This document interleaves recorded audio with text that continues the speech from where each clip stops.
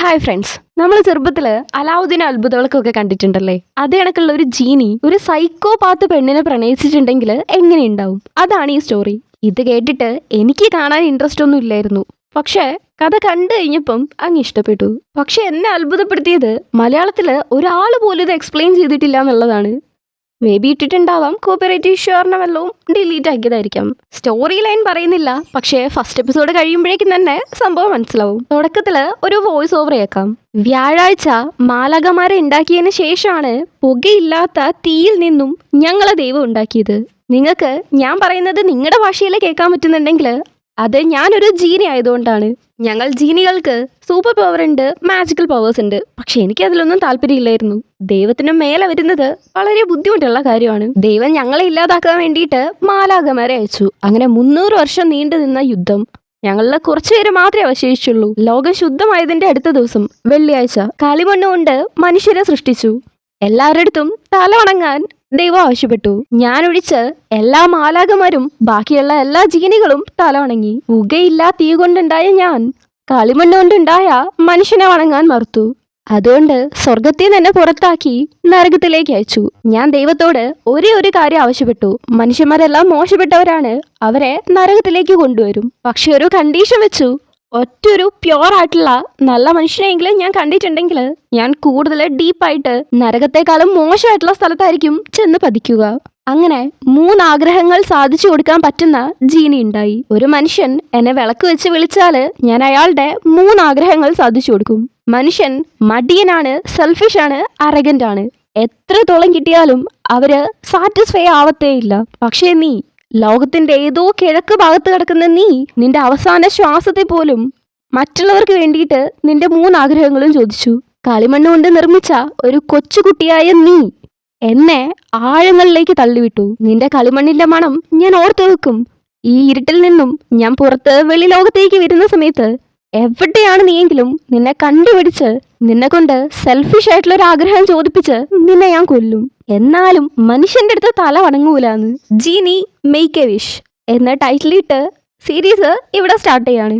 Hero ഇത്രയും നേരം പറഞ്ഞ കാര്യം ഞാൻ ചെറുതായിട്ട് ചുരുക്കിയൊന്ന് പറഞ്ഞുതരാം. അതാണ് നമ്മുടെ സ്റ്റോറി ലൈനും. ദൈവം മാലാഖമാരെ ഉണ്ടാക്കിയതിന്റെ അടുത്ത ദിവസമാണ് ജീനികളെ ഉണ്ടാക്കുന്നത്. അവര് വളരെ ശക്തരായിട്ടുള്ള ആൾക്കാരായിരുന്നു. ദൈവം അവരെ നശിപ്പിക്കാൻ വേണ്ടിയിട്ട് മാലാഖമാരെ വിട്ടു. 300 വർഷം നീണ്ടു നിന്ന യുദ്ധം. അതില് ഹീറോ അടക്കം കുറച്ച് ജീനികൾ മാത്രമായിരുന്നു ജീവനോടെ ഉണ്ടായിരുന്നത്. അങ്ങനെ ലോകത്തെ പ്യൂരിഫൈ ചെയ്തതിന് ശേഷമാണ് ദൈവം അടുത്ത ക്രിയേഷൻ ആയിട്ടുള്ള മനുഷ്യന്മാരെ കളിമണ്ണ് കൊണ്ട് ഉണ്ടാക്കുന്നത്. ദൈവസൃഷ്ടിയായ മനുഷ്യനെ തലവണങ്ങാൻ ദൈവം എല്ലാവരോടും പറഞ്ഞു.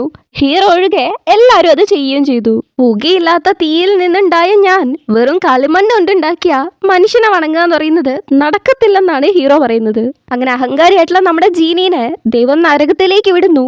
മനുഷ്യൻ ഏറ്റവും സ്വാർത്ഥമായ മോശപ്പെട്ട ഒരു ക്രിയേച്ചർ ആയിട്ടാണ് ജീനെ കണക്കാക്കുന്നത്. അതുകൊണ്ട് തന്നെ ദൈവത്തിനോട് ആവശ്യപ്പെട്ടു, മോശമാണെന്ന് തെളിയിക്കുന്ന എല്ലാ മനുഷ്യന്മാരെയും നരകത്തിലേക്ക് കൊണ്ടുവരാൻ. ശരിയെന്ന് ദൈവവും സമ്മതിച്ചു. പക്ഷേ സെൽഫിഷ് അല്ലാത്ത പ്യോർ ആയിട്ടുള്ള ഒരു മനുഷ്യനെ കണ്ടാൽ പോലും ഹീറോയ്ക്ക് ഒരുപാട് ഡെപ്തിലേക്ക്, വളരെ ഇരുട്ടിലേക്ക് പോകേണ്ടി വരും. നരകം തന്നെ ഒരുപാട് താഴെയാണ്, അതിന് ഒരുപാട് താഴേക്ക് പോകേണ്ടി വരും. അങ്ങനെ അവസാനം ആ നിമിഷവും വന്നു. ഒരു ചെറിയ കുട്ടിയായിരുന്ന നമ്മുടെ ഹീറോയിൻ അവക്ക് വേണ്ടി അല്ലാതെ മറ്റുള്ളവർക്ക് വേണ്ടി അവളുടെ 3 ആഗ്രഹങ്ങളും ചോദിച്ചു. അതിന്റെ അർത്ഥം അവളൊരു പ്യോർ ആയിട്ടുള്ള സോളാണെന്നാണ്. അങ്ങനെ ഹീറോയിൻ ഒറ്റൊരുത്തി കാരണം ഹീറോയ്ക്ക് ഒരുപാട് കാലം വിളക്കിന്റെ ഉള്ളില് ഒരുപാട് താഴെ ഇരുട്ടില് ജീവിക്കേണ്ടി വരുവാണ്. അവളുടെ മണ്ണിന്റെ മണം ഓർത്ത് വെച്ച് ഒരു പുതിയ ഓണറെ ഹീറോയ്ക്ക് കിട്ടുന്ന സമയത്ത് അവള് സ്വാർത്ഥയായിട്ടുള്ള ഒരു മനുഷ്യത്തെയാണെന്ന് അവള് സെൽഫിഷ് ആയിട്ടുള്ള ഒരു ആഗ്രഹം ചോദിക്കുന്നതിലൂടെ തെളിയിച്ച് ഹീറോയിനെ കൊല്ലണം. അതാണ് നമ്മുടെ ഹീറോയുടെ ഇപ്പോഴത്തെ ഒരേ ഒരു ഗോള്. സംഭവം ഇത്രയും സിമ്പിളാണ്. ഇത് ആദ്യം അങ്ങ് പറഞ്ഞാൽ മതിയായിരുന്നു. വെറുതെ ജീനി പറയാൻ വേണ്ടി കാത്തു നിന്ന് സമയം കളഞ്ഞത് മിച്ചം. ഇനിയെങ്കിലും നമുക്ക് എപ്പിസോഡിലേക്ക് കിടക്കാം. ഇതാണ് നമ്മുടെ ഹീറോയിൻ. പേര് ജെനി. ഒരു വലിയ റെസ്റ്റോറന്റിൽ ഇരിക്കുന്ന സമയത്ത് അങ്ങോട്ടേക്ക് ഒരു ലേഡി വരുന്നുണ്ട്. അത് നമ്മുടെ ഹീറോയിന്റെ അമ്മയാണ്. വർഷങ്ങളായിട്ട് ഹീറോയിൻ ഇതേ സ്ഥലത്ത് വരാറുണ്ട്. ഇതേ സീറ്റിലിരുന്ന് ഒരേ ഫുഡ് തന്നെ ഓർഡർ ചെയ്ത് കഴിക്കാറുണ്ട്. ഹീറോയിൻ ചെറുതായിരുന്ന സമയത്ത് അമ്മ അവളെ ഉപേക്ഷിച്ചു പോയതാണ്. ഹീറോയിന്റെ മുത്തശ്ശിന്റെ അടുത്ത് അവളെ നോക്കാൻ വേണ്ടിയിട്ട് ഒരു പെട്ടി നിറയെ പണം പെങ്ങളുടെ അടുത്ത് കൊടുത്തു വിടുന്നുണ്ട്. പക്ഷെ മുത്തശ്ശിക്ക് അത് ദേഷ്യമാണ് ഉണ്ടാക്കുന്നത്. ഒരു ചെറിയ കുട്ടീനെ ഉപേക്ഷിച്ചു പോകുന്ന ഒരു അമ്മ ഒരുപാട് പണം തന്നിട്ടുണ്ടെങ്കിൽ കാര്യമായില്ലല്ലോ. ആ പെട്ടി എടുത്ത് എറിയുന്നുണ്ട്. ആ ലേഡീന്റെ അടുത്ത് ഒച്ചയെടുത്ത് പറഞ്ഞു വിട്ടതിന് ശേഷം ആ ഒരു പൈസ മൊത്തം പെട്ടിയിലാക്കി മണ്ണിനടിയിൽ കുഴിച്ചിടുകയാണ് ചെയ്യുന്നത്. എന്നിട്ട് അതേ സ്ഥലത്ത് മുളക് കൃഷി ചെയ്യുന്ന മുത്തശ്ശിക്ക് ആ മുളകിന്റെ കൃഷി വ്യാപിച്ച് പോയതേ ഉള്ളൂ. ഹീറോയിൻ ഈ കഥ പറഞ്ഞുകൊണ്ടിരിക്കുമ്പം എനിക്കിതൊന്നും കേൾക്കാൻ താല്പര്യമില്ലെന്ന് അമ്മ. ഞാൻ സംസാരിക്കുമ്പോൾ ഇടയ്ക്കേറി സംസാരിക്കുന്നത് എനിക്ക് ഇഷ്ടമല്ലാത്തൊരു കാര്യമാണ്. 20 വർഷം കഴിഞ്ഞാണ് നിങ്ങൾ നിങ്ങളുടെ മകളുടെ സൗണ്ട് കേൾക്കുന്നത്, എന്നിട്ട് ഇങ്ങനെ ഇടയ്ക്ക് കയറി സംസാരിക്കാവോ എന്നവള് ചോദിച്ചുകൊണ്ടിരിക്കുമ്പം അമ്മേന്റെ ഫോണിലേക്ക് എന്തോ മെസ്സേജ് വരുന്നുണ്ട്. അപ്പോൾ വാൾപേപ്പറെ കാണാൻ പറ്റും. അവരുടെ ഇപ്പോഴത്തെ പുതിയ ഫാമിലിയാണ്. ഹസ്ബൻഡ് പിന്നെ 2 കുട്ടികളുണ്ട്. ഹീറോയിൻ ബാക്കി മുത്തശ്ശീന്റെ ആ ഒരു മുളകിന്റെ തോട്ടം വലുതായിക്കൊണ്ടേയിരുന്നു എന്ന് പറയുമ്പം നിനക്ക് എങ്ങനെയാ ഞങ്ങൾ ഇവിടെ ഉള്ളത് അറിയാന്ന് അമ്മ. ഹീറോയിന് 18 വയസ്സായപ്പം അവൾക്ക് ID കാർഡ് കിട്ടിയായിരുന്നു. അത് വെച്ചിട്ട് അവളുടെ റെസിഡൻഷ്യൽ ഡീറ്റെയിൽസ് എടുത്ത് അത് വെച്ച് അമ്മ ഓൺ ചെയ്യുന്ന ഒരു ബിൽഡിംഗ് കണ്ടുപിടിച്ച് ആന്റിന്റെ അടുത്ത് പോയിട്ട് അന്വേഷിച്ചിരുന്നു. അങ്ങനെയാണ് അഡ്രസ്സ് കിട്ടിയതും ഇപ്പോ ദുബായിലേക്ക് വന്നതും. അമ്മ അവളുടെ കൈ ശ്രദ്ധിക്കുന്നുണ്ട്. അവിടെ ഇവിടെയൊക്കെ ആയിട്ട് ഭയങ്കരമായിട്ട് മുറിഞ്ഞ പാടുകളുണ്ട്. അത് അമ്മ ഒരുമാതിരി താഴ്ത്തിയാണ് കാണുന്നത്. അമ്മ അവൾക്ക് വേണ്ടി ഒരുപാട് പൈസ അയച്ചു കൊടുത്തായിരുന്നല്ലോ. അത് വെച്ചിട്ട് അവളിപ്പോ നല്ല രീതിക്ക് ജീവിക്കുന്നേന്നുള്ള രീതിക്ക് അവളുടെ കയ്യിലുള്ള കോസ്റ്റ്ലി ആയിട്ടുള്ള ബാഗ് കണ്ടിട്ട് പറയുന്നുണ്ട്, നിങ്ങൾ തന്ന ഒരു അണ പൈസ പോലും ഞങ്ങൾ എടുത്തിട്ടില്ല, ചാരിറ്റിക്കാണ് അത് ഫുള്ള് കൊടുത്തത്. ഇതൊക്കെ ഞാൻ സ്വന്തമായിട്ട് അധ്വാനിച്ചുണ്ടാക്കിയ കാശും കൊണ്ടാണ് മേടിച്ചത്. പിന്നെന്താ, എൻ്റെ കയ്യിലുള്ള മുറിവുകളെ കുറിച്ചാണോ അറിയേണ്ടത്? അനീതിൻ്റെ അടുത്ത് ഞാൻ എന്ത് ജോലിയാ ചെയ്യുന്നതെന്ന് പോലും ചോദിച്ചിട്ടില്ലേ. സ്ക്രാച്ച്, വെട്ട്, കുത്ത് എന്ന് തുടങ്ങിയ കാര്യങ്ങൾ വെച്ചിട്ടാണ് ഞാൻ എൻ്റെ ഉപജീവനം കഴിക്കുന്നത്. എന്ത് പറ്റി? പേടി തോന്നുന്നുണ്ടോ? നിങ്ങളുടെ കണ്ണ് കണ്ടാലറിയാം പേടി തോന്നുന്നുണ്ട് എന്ന്. അതെനിക്ക് മനസ്സിലാക്കാൻ പറ്റും. കൈൻഡായിട്ടിരിക്കുക എങ്ങനെയാണെന്ന് എൻ്റെ മുത്തശ്ശി എന്നെ പഠിപ്പിച്ചിട്ടുണ്ട് എന്ന് അവള് പറയുമ്പം നിനക്ക് കൈൻഡായിട്ടിരിക്കുന്ന എന്താണെന്ന് അറിയാവോന്ന് അമ്മ ഒരുമാതിരി ആക്കുന്നണക്ക് ചോദിക്കുന്നുണ്ട്. നിനക്ക് ആരുടെ ഫീലിങ്സ് മനസ്സിലാവില്ല. കെയർ, കൈൻഡ്നെസ് എന്ന് തുടങ്ങി ഒരു വികാരവും നിനക്ക് മനസ്സിലാവില്ല. അതുകൊണ്ടാണ് ഞാൻ എന്നെ വിട്ടിട്ട് വന്നത് പോലും. എന്നെ പഠിപ്പിക്കാൻ നിങ്ങൾ ഒരിക്കലും മെനക്കെട്ടിട്ടില്ലെന്ന് പറ. എന്റെ മുത്തശ്ശി എന്നെ പഠിപ്പിച്ചിട്ടുണ്ട് എന്ന് പറഞ്ഞ് ഇവള് ഭയങ്കരമായിട്ട് ഒച്ചയെടുക്കുമ്പം അവിടെയുള്ള ആൾക്കാരൊക്കെ ഇവരെയാണ് ശ്രദ്ധിക്കുന്നത്. ശരിയാണ്, നമ്മുടെ ഹീറോയിന് സ്നേഹമടക്കം ഒട്ടുമിക്ക ഒരു വികാരങ്ങളും ഇല്ല, ദേഷ്യം ഒഴികെ. അവള് പഠിക്കുന്ന സമയത്ത് സ്കൂളിലെ ടീച്ചറെ വിളിച്ചിട്ട് പോകുന്നുണ്ട്. ബയോളജി ക്ലാസ്സിൽ തവളേനെ കുറിച്ച് പഠിക്കാനുണ്ടായിരുന്നു.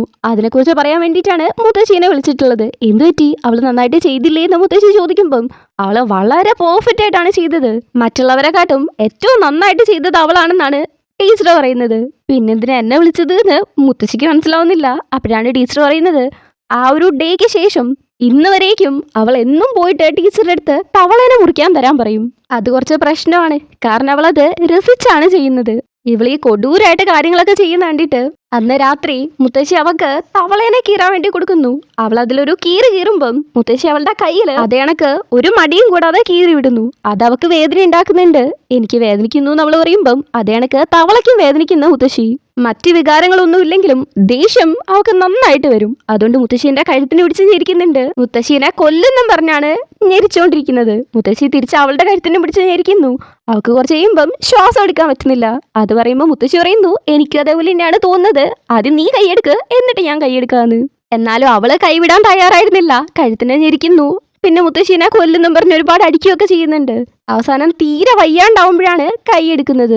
മുത്തശ്ശിയും സന്തോഷം കൊണ്ടൊന്നല്ല, അത്രത്തോളം ബുദ്ധിമുട്ടിയിട്ടാണ് ഈ ഒരു പ്രവൃത്തി ചെയ്യുന്നത്. ഇതാ നോക്ക്, എന്റെ മുഖത്തേക്ക് നോക്ക്, ഇതാണ് വിഷമം. ഈ എക്സ്പ്രഷൻ നീ എപ്പോഴും ഓർത്ത് വെക്കണം.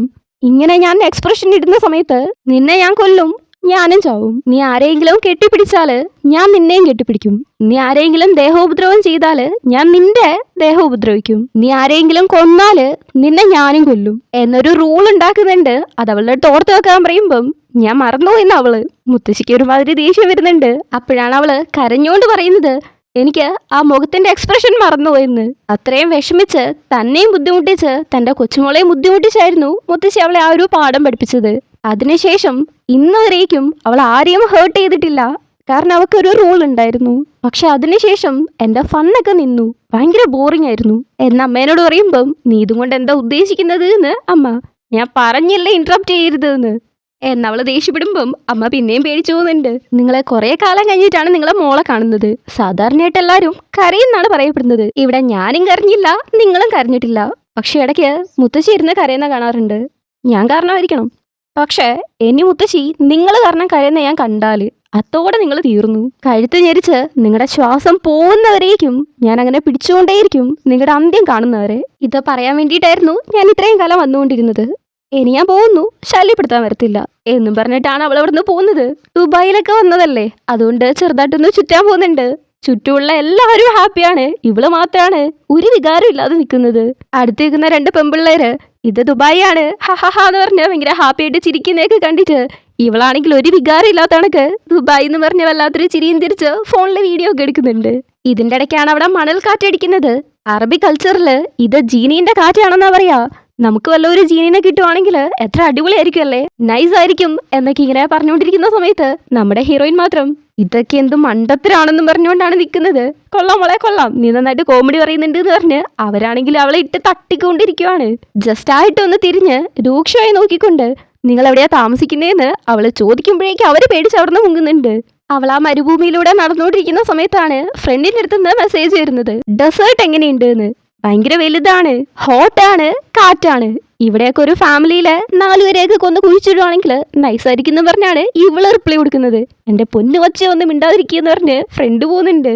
അവള് പിന്നെയും വികാരം ഇല്ലാതെ അതിലെ നടന്നു പോകുന്ന സമയത്താണ് എന്തിലോ തട്ടിയിട്ട് മലന്നടിച്ച് വീഴുന്നത്. നോക്കുമ്പോ ഒരു ലാമ്പ്, നമ്മുടെ അത്ഭുത വിളക്ക്. അത് കണ്ടിട്ട് അവക്ക് നല്ല ദേഷ്യം വരുന്നുണ്ട്. അമ്മേന്റെ അടുത്തുള്ള ദേഷ്യം മൊത്തം അതിനോടാണ് തീർക്കുന്നത്. അത് വെച്ച് മണ്ണിന് കുത്ത് കുത്ത് കുത്ത് പറഞ്ഞ് കുത്തുന്നുണ്ട്. അവളെ ഉപേക്ഷിച്ചു പോയതിന് അമ്മേനെ പറ്റുന്നത്രയും കുറ്റം പറഞ്ഞ് അമ്മേനെ കുത്തുന്നണക്കാണ് കുത്തിക്കൊണ്ടിരിക്കുന്നത്. അതല്ല അമ്മയ്ക്ക് കൊണ്ട് അമ്മ ചോര ഒലിച്ചിരിക്കുന്നത് സ്വപ്നം കണ്ടുകൊണ്ടാണ് ഇതൊക്കെ ചെയ്യുന്നത്. എന്നിട്ട് അത് പുറകോട്ടേക്ക് തിരിച്ചെറിഞ്ഞ് ഒരടി വെക്കല്ല, അപ്പോഴേക്കും പിന്നെയും വിളക്കി തട്ടി വീഴുവാണ്. നല്ല ദേഷ്യം വന്ന് മുടിയിലെ ഹെയർ പിന്നഴിച്ച് ആരവിടെയുള്ളത്, ധൈര്യം ഉണ്ടേ മുന്നോട്ട് വന്ന് പറഞ്ഞ് ഒച്ചയെടുക്കുന്നുണ്ട്. അപ്പൊ ആ വിളക്കിന്റെ ഉള്ളിൽ നിന്നാണ് ഒച്ച കേൾക്കുന്നത്. കുലിക്കാതെ മര്യാദക്ക് ഇരിക്കുന്ന ദേഷ്യത്തില് അതിന്റെ ഉള്ളിൽ നിന്ന് ഒച്ചയെടുക്കുന്ന കണക്കുണ്ട്. ഇവളിത് ശ്രദ്ധിച്ചുകൊണ്ടിരിക്കുമ്പം ഭയങ്കരമായിട്ട് മണൽക്കാറ്റടിക്കുന്നുണ്ട്. അത് നിന്നിട്ട് നോക്കുമ്പം ഒരാള് തന്റെ മുന്നിൽ നിൽക്കുന്നു. വേറെവരല്ല, ജീനിയാണ്. അത് അവൾക്കറിയില്ലല്ലോ. ആരാ നീ, അനങ്ങരുത് എന്ന് പറഞ്ഞ് ഹെയർ പിന്നും പിടിച്ച് കുത്താൻ വേണ്ടി നിൽക്കുന്ന പോലെ നിൽക്കുമ്പം ഹീറോ അതിലേ മറിഞ്ഞുപോയി ഇതിലേ വന്ന് അവളുടെ പുറകെ വന്ന് അവളെ മണത്തു നോക്കുന്നുണ്ട്. നീ അതേ പെണ്ണാണ്, എനിക്ക് ആ സ്മെല്ല് കണ്ടാൽ അറിയാന്ന് പറയുന്നു. അനങ്ങരുത് എന്നല്ലേ പറഞ്ഞത് എന്ന് ഹീറോയിൻ. ദേഷ്യം വന്ന് അവളുടെ അടുത്തേക്ക് പോകുന്നുണ്ട്. പക്ഷെ അവന്റെ മുടി എന്നെ തട്ടി നിലത്തെ വീഴുവാണ്. ചെറുക്കന്റെ മുടി കാലും കിടന്ന് അങ്ങ് വരെ ഉണ്ട്. ഇതേതാ കോമാളിന്ന് ഹീറോയിൻ നോക്കിയേക്കുമ്പോ ഞാനാണ് ഇബിലീസ്, സമയം ഉണ്ടാവുന്നതിന് മുന്നേ ഉണ്ടായവൻ. നിങ്ങളുടെ 3 ആഗ്രഹം പറഞ്ഞാല് എന്നെ കൊണ്ട് അത് നിറവേറ്റാൻ പറ്റും എന്നൊക്കെ മാസമായിട്ട് ഡയലോഗ് അടിക്കാൻ നോക്കുന്നുണ്ട്. പക്ഷെ പറ്റുന്നില്ല. അവൾ ആ വിളക്ക് പിടിച്ചിട്ട് ഒരുപാട് കുലിക്കായിരുന്നല്ലോ. അതുകൊണ്ട് അവനെ കൊണ്ട് നേരെ നിൽക്കാൻ പോലും പറ്റുന്നില്ല. വീഴാനും പോകുന്നുണ്ട്. പോരാത്തതിന് ഛർദ്ദിക്കാൻ വന്നിട്ട് അതും മേല കഷ്ടപ്പെട്ട് തട്ടിപ്പിടിച്ച് ഒരുവിധം ഇത്രയെന്നൊക്കെ പറഞ്ഞ് ഒപ്പിച്ചത്. പറയാൻ ശ്രമിക്കും, ഛർദ്ദിക്കാൻ വരും. ഇത് തന്നെ റിപ്പീറ്റ് ആയിട്ട് നടക്കുന്ന വേണ്ടിയിട്ട് അവക്ക് ദേഷ്യം വന്ന് അവൾ അവിടുന്ന് പോകുന്നുണ്ട്. എനിക്ക് ഞാനൊരു ജീനിയാണെന്നൊക്കെ ഹീറോ പറയുന്നുണ്ട്. എവിടെ കേൾക്കാൻ. ഹീറോയിൻ ഹോട്ടലിലേക്ക് തിരിച്ചു വന്ന് നോക്കുമ്പം അവളുടെ റൂമിൽ മൊത്തം മുടി പടർന്ന് നടക്കുന്നതാണ് കാണുന്നത്. അതിന്റെ ഒത്ത നടക്കിയിരിക്കുന്ന ഹീറോയും. നീ എങ്ങനെ ഇവിടെ വന്നത് എന്ന് ഹീറോയിൻ. അത് കൊള്ളാം, നിന്റെ അടുത്തല്ലേ ഞാൻ പറഞ്ഞത് ഞാൻ വിളക്കീന്ന് വന്ന ജീനിയാണ് എന്ന് ബിൽഡപ്പ് കൊടുക്കാൻ തുടങ്ങുമ്പോഴേക്കും നോസ് കട്ടടിച്ച് ഞാൻ മുത്തശ്ശി പറയുന്നേ കേൾക്കുള്ളൂ, നിങ്ങൾ പറയുന്നൊന്നും കേൾക്കാൻ എനിക്ക് നേരമില്ല എന്ന് പറയാണ്. എന്നാ ഒരു കാര്യം ചെയ്യ്, നീ എന്നെ വിളക്കീന്ന് വന്ന മുത്തശ്ശിയായിട്ട് കണ്ടു. ഹീറോയിൻ ചൂടാവുമ്പോഴാണ് ഹീറോയ്ക്ക് ഓർമ്മ വരുന്നത് ഇവക്ക് പഴയ കാര്യങ്ങളൊന്നും ഓർമ്മയില്ലേ എന്ന്. അവളുടെ അടുത്ത് എന്നെ ചോദിക്കുന്നുണ്ട്, 983 വർഷത്തിന് മുന്നേ എന്താ നടന്നേന്ന് നിനക്ക് ഓർമ്മയുണ്ടോ? 900 വർഷത്തിന് മുന്നേ ഗോറിയോ ഡൈനാസ്റ്റി ആയിരുന്നു ഭരിച്ചിരുന്നത്. അതിനിപ്പോ എന്താണെന്ന് ചോദിക്കുന്നതിന് അതല്ല വേറെ കാര്യമുണ്ട് എന്ന് ഹീറോ. വർഷങ്ങളായിട്ട് നിന്റെ മുടി വളരുന്നെന്ന് പറയുന്നു, അതിനനുസരിച്ച് നിന്റെ തല വളർന്നിട്ടില്ല എന്ന് കളിയാക്കുവാണ്. നിനക്കെന്തറിയാം, 983 വർഷമാണ് ഞാൻ ആ വിളക്കിന്റെ ഉള്ളിൽ കഴിഞ്ഞത്. പുറമേ നടന്നത് എന്തൊക്കെയാണെന്ന് എനിക്ക് എങ്ങനെ അറിയാം? അതുമാത്രല്ല അവിടെ എത്ര കഷ്ടമായിരുന്നു എന്നറിയോ? എന്ത് വലിയ കാര്യമാണ് എനിക്ക് നഷ്ടപ്പെട്ടത് എന്നറിയോ എന്ന് ചോദിക്കുന്നതിന് ശരി പറ, എന്താ നഷ്ടപ്പെട്ടത്? എനിക്ക് നഷ്ടപ്പെട്ടത് എന്റെ ഡിഗ്നിറ്റിയാണ്.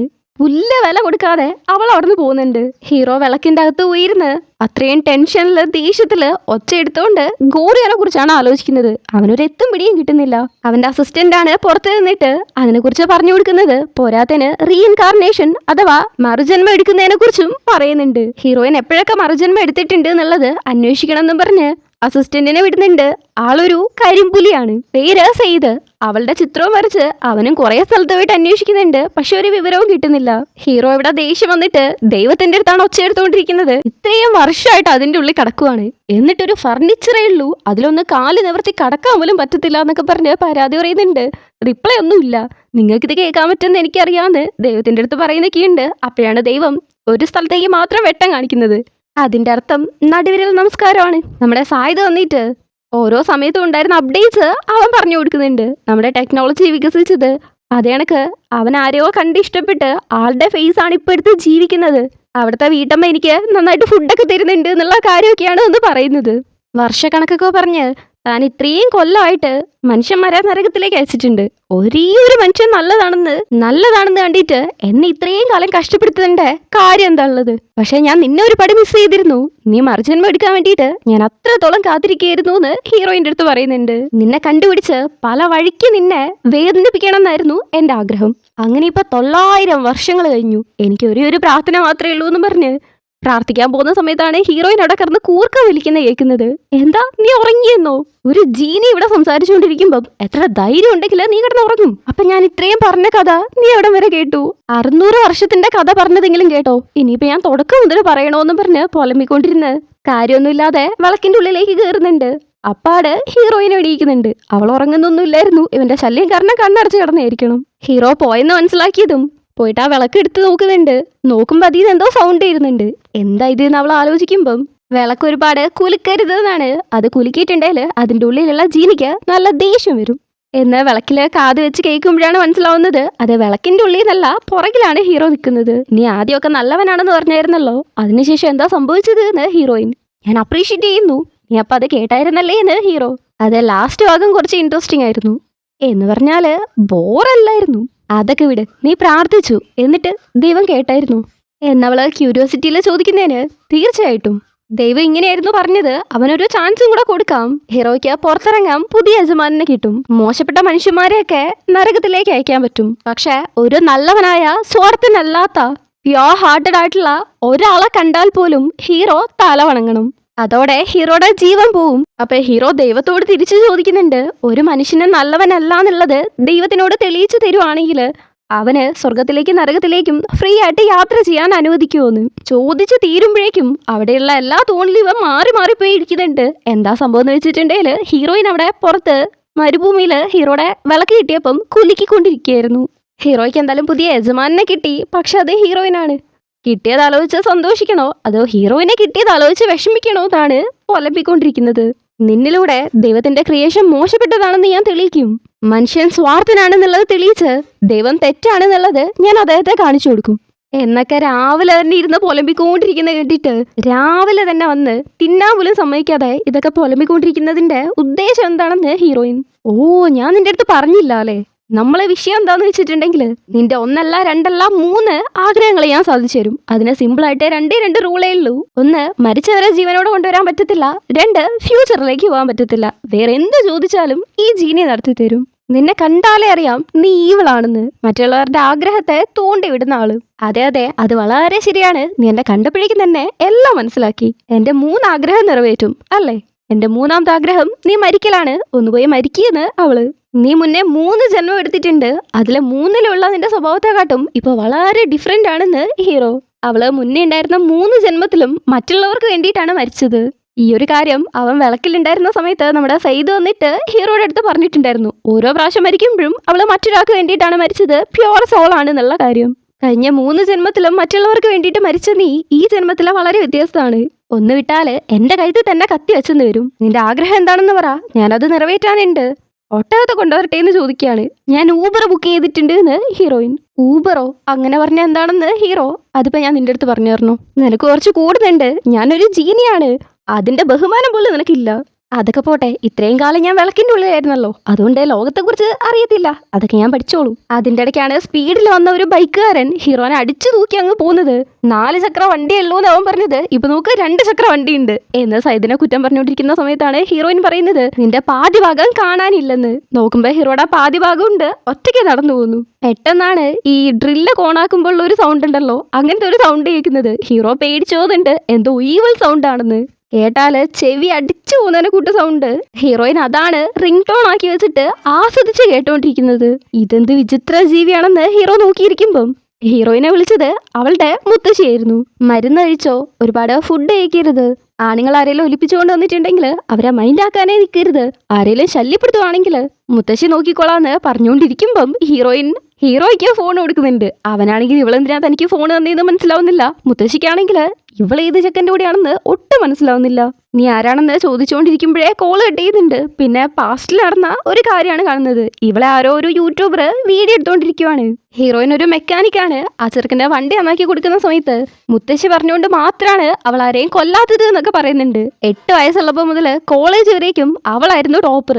ആൾക്കാരെ കൊല്ലാനൊക്കെ തോന്നും, പക്ഷെ മുത്തശ്ശി പറഞ്ഞതുകൊണ്ട് മാത്രം കൊല്ലുന്നില്ല. സൈക്കോപാത്ത് ആയിട്ടുള്ളവർക്ക് ശരിക്കും സ്നേഹം എന്താണെന്ന് അറിയത്തില്ലേ? സ്നേഹിക്കുന്ന ഒരാൾക്ക് വേണ്ടിയിട്ട് സ്വയം ചാവാൻ തയ്യാറാവൂലേന്ന് അചർഗൻ ചോദിക്കുന്നതിന്, ഞാൻ സ്നേഹിക്കുന്ന ഒരാൾക്ക് വേണ്ടിയിട്ട് എനിക്ക് കൊല്ലാൻ പറ്റും, അത് സ്നേഹമായിട്ട് കണക്കാക്കാവോ എന്നാണ് ഹീറോയിൻ തിരിച്ചു ചോദിക്കുന്നത്. ആ ഒരു വീഡിയോ ആ ചെറുക്കൻ്റെ അടുത്ത് യൂട്യൂബിൽ അപ്ലോഡ് ചെയ്യുന്നുണ്ട്. ഇവിടെ ഹീറോയിൻ സ്വർണത്തിന്റെ കടയിൽ വന്നേക്കുവാണ്. അത് നോക്കി നിൽക്കുന്ന സമയത്ത് ഹീറോ ആണെങ്കിൽ വായടച്ചിരിക്കുന്നില്ല. വിശ്വറ എത്രയും പെട്ടെന്ന് നടത്തി തരാമെന്ന് പറഞ്ഞ് ചെവിക്ക് സ്വൈര്യം തരാതിരിക്കുവാണ്. എന്നെ ശല്യപ്പെടുത്തുന്നത് നിർത്തിയിട്ട് നീ ഒരു ബാർബറെ കണ്ടുപിടിക്കാൻ നോക്കുമെന്ന് ഹീറോയിൻ. എന്നാ പിന്നെ ഇതൊരു വിഷയമായിട്ട് എടുക്കട്ടെ എന്ന് ഹീറോ. മര്യാദയ്ക്ക് ഇരുതിയില്ലെങ്കിൽ നിന്നെ 2 കഷ്ണമാക്കിയിട്ട് ചീന്തി കളയുന്ന ഹീറോയിൻ ഭീഷണിപ്പെടുത്തുന്ന സമയത്ത് അവിടെ നിൽക്കുന്ന ടൂറിസ്റ്റ് ഗൈഡാണ് പേടിച്ചു പോകുന്നത്. അവള് പുറത്ത് നിൽക്കുന്ന സമയത്ത് ഫ്രണ്ടിന്റെ അടുത്ത് നിന്ന് ഒരു മെസ്സേജ് വരുന്നുണ്ട്, എവിടെയെങ്കിലും പോയിട്ട് വരുമ്പം ഗിഫ്റ്റ് മേടിച്ചിട്ട് വരണമെന്ന്.